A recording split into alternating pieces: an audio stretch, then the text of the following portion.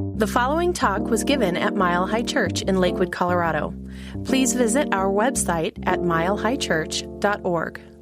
All right, so we're connecting and completing with our traditional January Back to Basics series, where we review these basic principles and how beautiful it is to know that this is not only a spiritual but a very practical teaching. It's really a way of living, and we are about living a more productive, effective, generous, and joyous kind of life. There are a lot of religions and paths out there that teach people how to die, but we're very intent on teaching ourselves how to live in this life. And have you ever noticed that there are lots of folks who very much are willing to share their spiritual views with you, but are not too interested in you sharing yours with them? Have you ever noticed that? I was reflecting this week on a time when about the early turn of the 2000s, Erica and I, our family, we weren't living in the home we have been in now for 15 years. We were in another neighborhood here in town, and it seemed like we were very regularly getting visitors, religious visitors at our doors with lots of material and stuff for us. Lots of Jehovah's Witnesses and other beautiful souls. And so, you know, I was always the recipient of much written material, and it dawned on me, I got creative one day, and I thought, you know, why don't I share some of our material? And so I put a couple of our Science of Mind magazines, the magazine of our movement, on a table nearby, and sure enough, about 2 months later, the doorbell rang, and I looked outside, and I said, oh, there they are. And so I grabbed a magazine, and I went to the door, and I listened to the spiel, and then the material was being handed to me, and I said, you know what? I'll tell you what. I will take and read your material if you will take and read this magazine from my church. And I stepped out the door, and this person had a shocked look on his face and started backing up. And I said, yeah, in our church, we bless all faiths. And I heard the first of what would be many guttural utterances. And I said, oh, and at our church, we hug a lot, and we believe in healing. And he kept backing up, and another utterance. And I said, oh, and I tell you what, we've got a bunch of buildings, a lot of which are domes, and one of them looks like a spaceship. Now he was turning and walking down the walk, and I said, and we have these practitioner prayer partners. They would be willing to come and meet with you and pray with you. Now he was at a trot back to his car, hopped in the car, had a dazed look, and I said, God bless you. And I heard one of the last guttural utterances, and he pulled out and sped away. We didn't get too many of those visitors anymore, I noticed. The Science of Mind and Spirit is an affirmative teaching. It's affirmative. It, first of all, affirms your position as the creative center of your life, that you are endowed with certain creative capacities by your Creator. And we're beginning to understand this so that we can actually use that. And in so doing, we take responsibility for the direction and quality of our lives. Somebody I recently read said, Mercury is no longer in retrograde. Everything is officially your own fault again.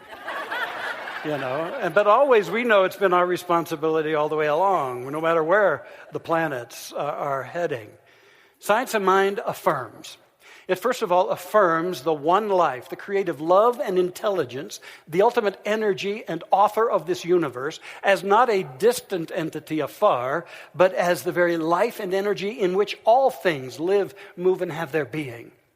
And this one life, this infinite love, imbues all creation with its spirit, and everything expresses that life. Thus, we affirm that you are intrinsically a spiritual being and a being of worth, that you are an activity of God living within God, expressing God to the degree of your awareness of that you are one with that Creator eternally. Thus, you too are of intrinsic and undeniable worth. We affirm this for you and for all. And we say to everyone who has a heart to hear, don't judge your life by your past or by all of the decrees or the verdicts or the things that have been said about you. Turn within and know the truth of you. Know that you are a being of light. Know that you are a being of unlimited value. Know that you have creative potential greater than you know. Know that if you can get your inner life squared away, the rest of your life can move forward in grace. Know that as you know the truth about you, when the hard times and the difficult times come along on your way, that you have the resources to stand strong like the mighty oak, deeply rooted in a higher truth about you, and the storms will pass. And you'll be even the greater for them. We affirm who you are. But the science of mind comes along and it says, here's what you got to do. Our job in the creative scheme of things is to heighten and to enhance the quality and the frequency of our awareness. And then the universe will create a vibrational match to that awareness in our experience. But our job is to enhance the quality and the frequency of our awareness. And then we realize the universe creates that vibrational match in the goings-on of our lives. And how beautiful it is to know this, to know that there's a universal creative law that's an aspect of the divine that works with ideas. And that thought, once activated with clarity and feeling, is creative. Which is why it is written, as thou hast believed, so shall it be done unto you. Yeah, the science of mind affirms all this and more. So as we conclude our series, I'd like to then deal with the I am empowerment practices for this week.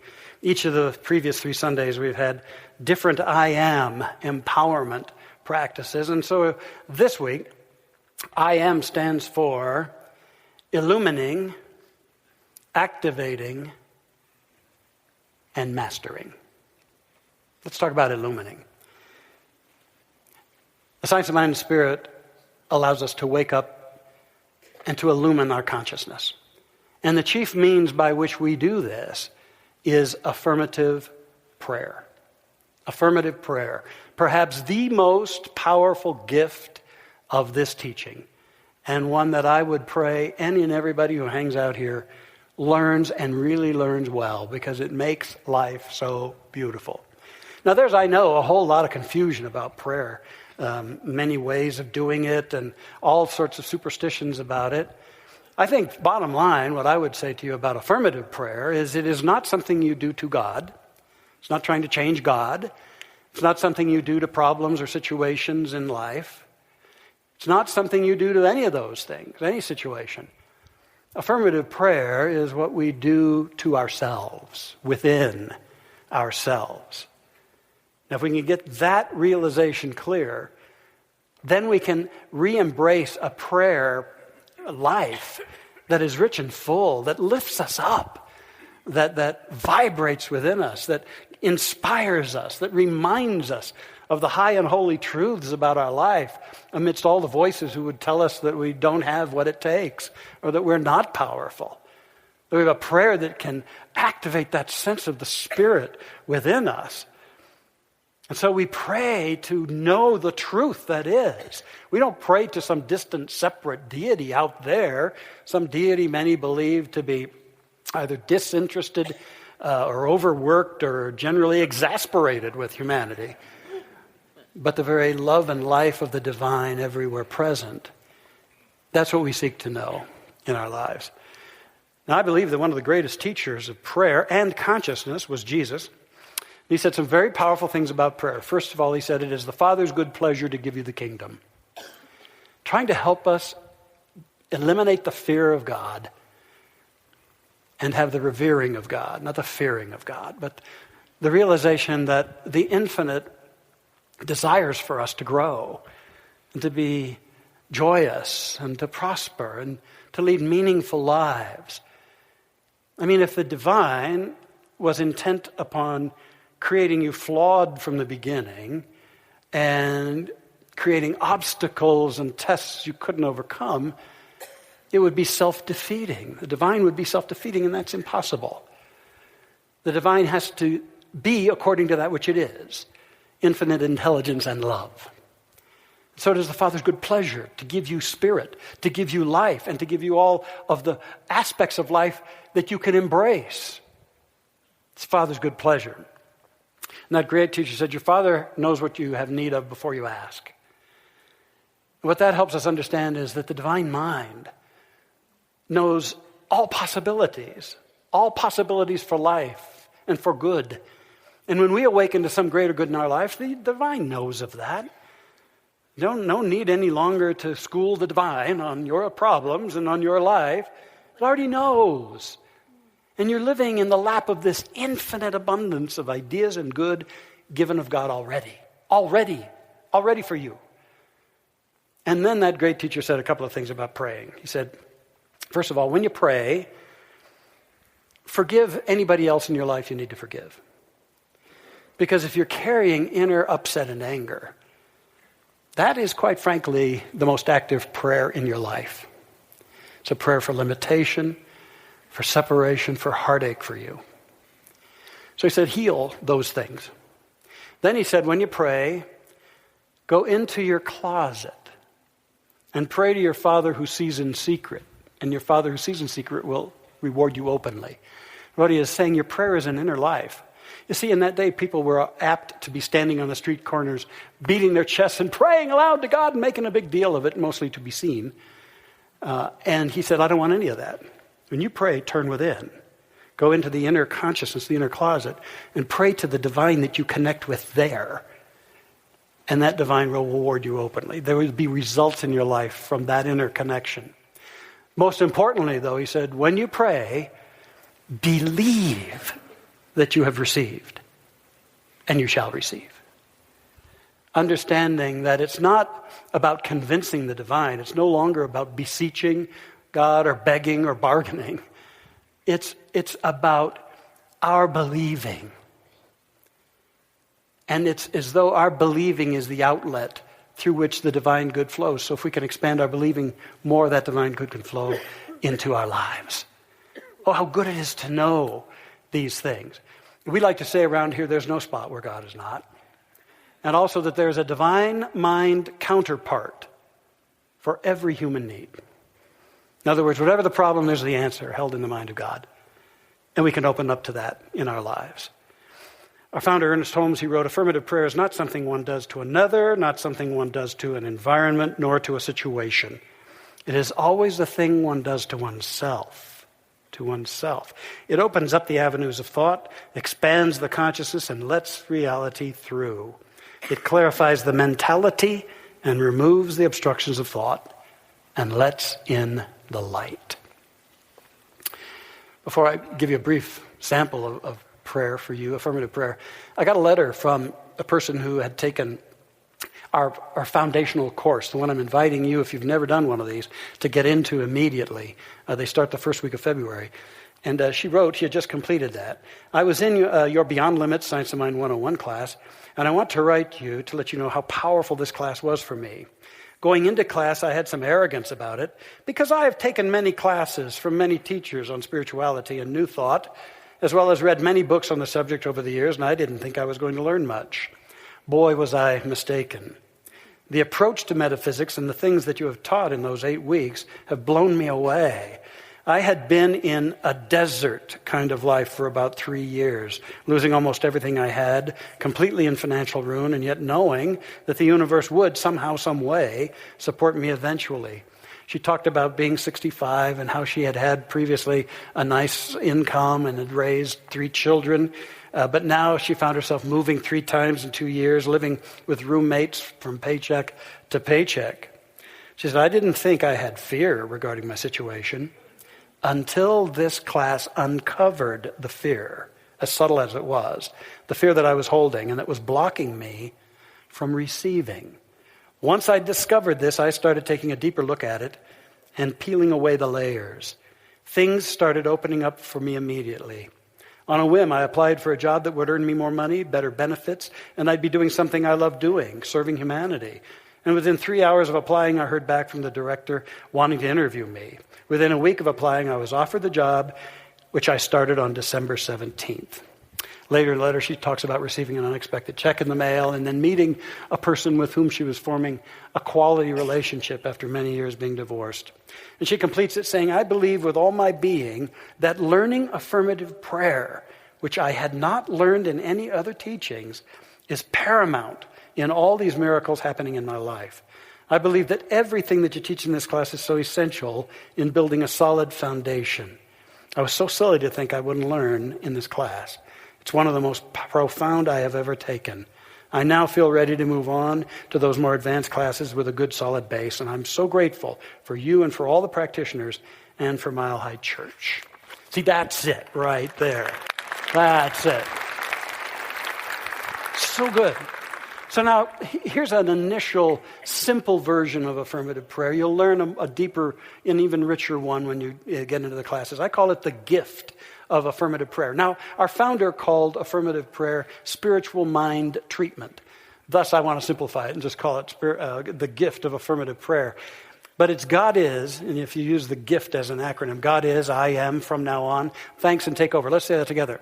God is, I am, from now on, thanks and take over. These are 4 simple stages through which we take our awareness. First, we become still and we meditate upon the reality of the presence of God. Not distant, not later, but here and now. God is all light, all love, all intelligence, all good. The one life that we're always living within, that all of creation is living within. We then move to a deeper realization of who we really are. Not our problems, not our past, not the things that have been said about us, not our fears. We declare who we really are, that we're pure spirit. We're an expression of God, a child of God, that we're imbued with and endowed with the qualities and capacities of God. And we come to know that which we really are. And when we're stoked up with those first 2 steps, then we move into the from now on stage, which is where we declare from a more clear and powerful space within us that which is so about us. From now on, I am. And we declare that which we are holding and knowing to be so about us. And they become thought seeds, like the spiritual prototype for the eventual condition in our life. We might declare, I am prosperous. I am guided. I am blessed. I'm strengthened. I know that creative ideas are unleashed within me. I'm strong and I go forth with confidence into my life. I know that all things work together for good in my life. And I declare it to be so from me.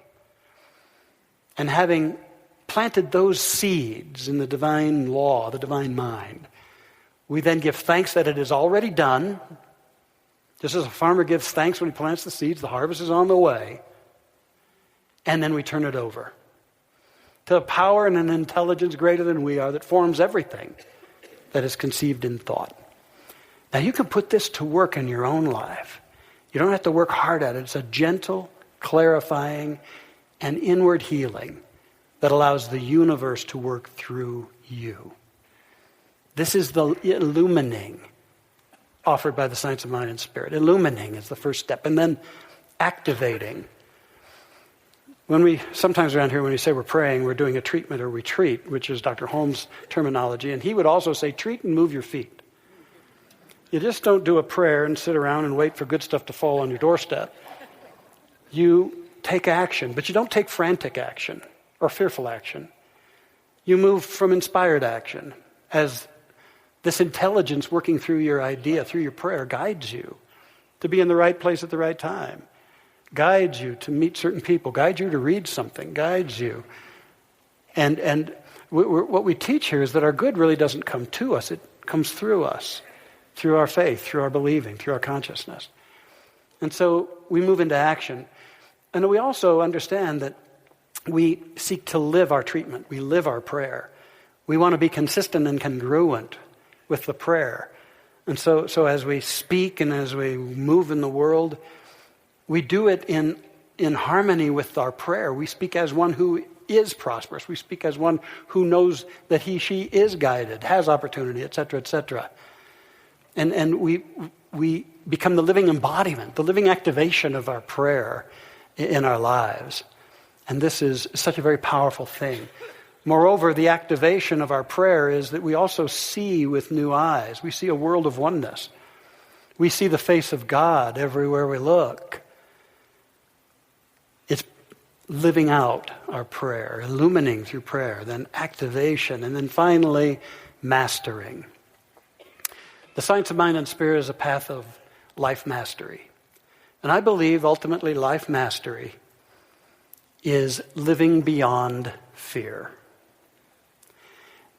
and living as love. So many individuals, as they get acculturated in our Western society, live fear-based lives, fearing for others, fearing for life itself, fearing for themselves. And there's so many voices and forces of fear out there in the world. So many voices that want to have us afraid of everything, want to fill us with fear so we'll do ridiculous things. Fill us with fear constantly, because if you can make people afraid, then you've got a certain degree of power over them. But here's the deal. There's very little, if any, power, true power in fear. Your power and my power are in our hearts. So life mastery is about embracing the path of heart and cultivating a love-based life. A love-based life. Because as it says, perfect love casts out fear. When we know the love of the infinite, we know the love that's in our own hearts, we start vibrating with the license of a higher order, as Thoreau put it. And our lives begin to be this emanation of good and of benefit in this world. A heart-based life. They say the ultimate fear for we humans is the fear of death. There's a lot of superstition about that too. And a lot of faiths use fear of death and the afterlife to compel certain behaviors. But for us, Dr. Holmes said, all the greatest teachings are telling us that death is not an ending, but what we call it in this teaching, a transition. So that's sort of our lingo. We make our transition because we're really just leaving one dimension and moving into another. Jesus said, in my Father's house are many mansions, meaning many dimensions. And so this is just one parenthesis in eternity, this lifetime of ours. And you're enjoying this parenthesis in eternity, here to learn, to grow, to give, to become. And there'll come a time when you let go of this physical vehicle for that journey, which was never who you really were in the first place. I love the way Dwayne Elgin puts it, that this body is a biodegradable spacesuit for soul-evolving experiences. So you see, you are not the spacesuit, you're the one in it. And yeah, you'll lay it aside, we all will, to no injury to our spirit. And we believe that the very arms of the divine greet us, and we move forward to continue our eternal journey of becoming as a child of the divine. So we can even put that fear away and truly lead a heart-centered life. How to use the science of mind? Bring in the light, illumining. Move out into the world, activating it. And mastery through the heart. I want to close with one of my very, very favorite illustrations. It's from a beloved author and colleague minister, Robert Fulghum. He writes initially about a time when he was in college, and he'd get done with a semester of classes, and inevitably he'd go to that last class of the many classes ending, and each of the professors would say, well, thank you for being in this class, students, and does anybody have any questions? And he would always raise his hand, and the professor would say, yes. And he said, and Fulghum would always ask, what is the meaning of life? And everybody would laugh, and then they'd all get their stuff and leave, just thinking it was a joke. Many times, Fulghum actually sincerely would love to have heard from the professor. But this was his habit over his years in college. When he was in his 40s, he had decided to take a 2-week seminar on peacemaking on the island of Crete, the Greek island of Crete, in a little town called Gonia. And there's a monastery there run by Alexander Papaderos. And it's an interesting monastery. It sits between two cemeteries. On one cemetery are the remains of the young people of Crete who died in the German occupation. In the other cemetery are some of the German paratroopers who also died. There was a whole lot of war making that had gone on there. And so there was a seminar being conducted on peacemaking. And at the end of that seminar, Alexander Papaderos thanked everybody for giving that much time to this, and he said, "Are there any final questions?" And from a deep habit place within him, Fulgham found his hand rising in the air, and he said, "What is the meaning of life?" And again, all the participants laughed and started getting up to leave. And Papaderos said, no, sit down. No, he said, "Please sit down. I will answer your question for me." And he went on to tell them all about how when he was a young boy, during the war, they were so poor and they lived in a remote village. And when the Nazi paratroopers came, it was a time of great tragedy. And as a young boy, he couldn't make any sense of this. And Papaderos told them, "One day on the road, I found the broken pieces of a mirror.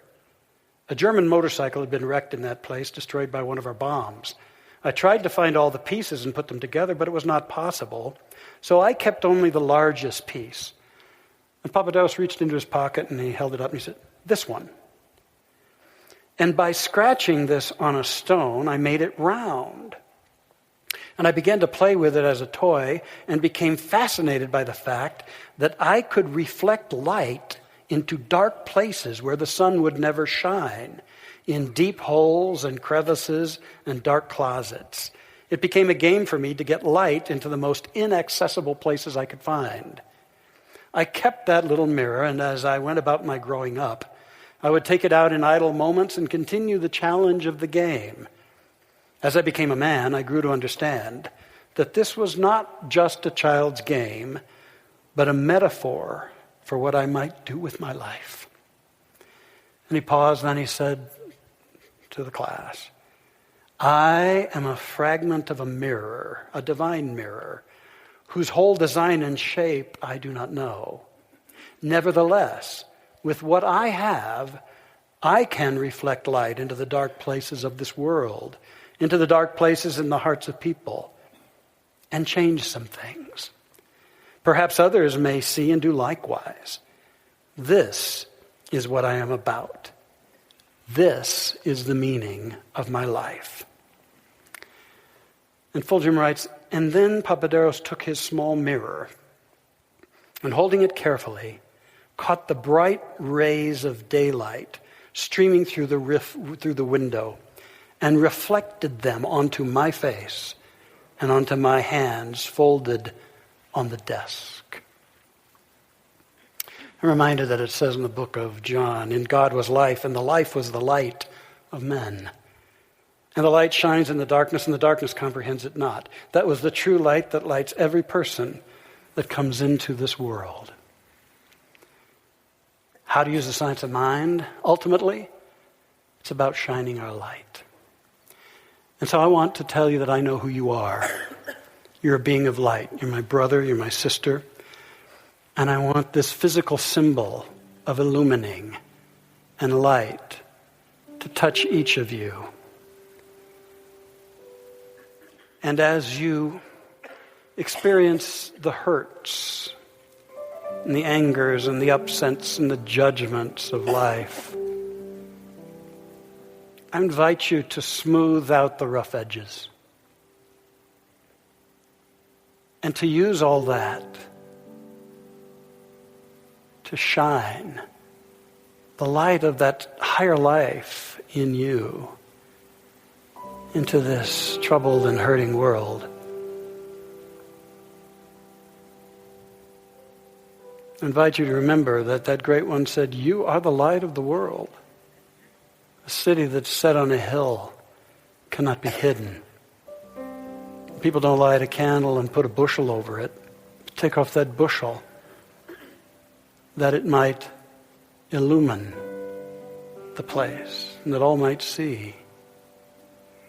And so may it be that we will shine our lights as we use this teaching, as we move into illumination, not so caught up in all that's going on in the world that we forget the sanctity and the power of our being. To know that light within us and to shine it generously, lovingly, consistently in our life. That's how to use this stuff. And that's how also to fulfill your divine mandate. I love you, and I love what we're doing. I love this church and teaching, always will. I love that this spiritual beacon, Mile High Church, is fueled by the light in every one of us. And so as changes continue to unfold, I know we'll keep our lights lit, bright, in support, empowering this beautiful spiritual beacon of ours, calling so many who are seeking this into our midst. And so I love you and I bless you.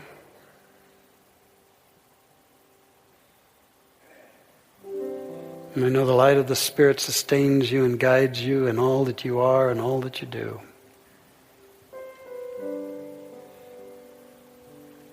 I've just about got all of you here.